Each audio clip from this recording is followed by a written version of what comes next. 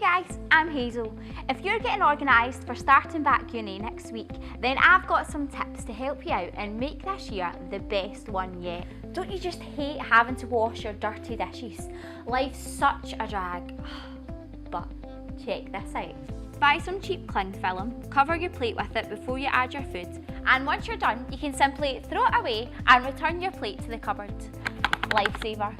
If you're about to start your final year, make sure you lose your student card in the last semester. That way, the expiry date on the replacement card will be for a few years later, so you can continue receiving discounts as a fully functioning adult. You're welcome. If you've run out of quotes or arguments from the books you got from the library and are struggling to complete an essay, then why not give Google Books a try?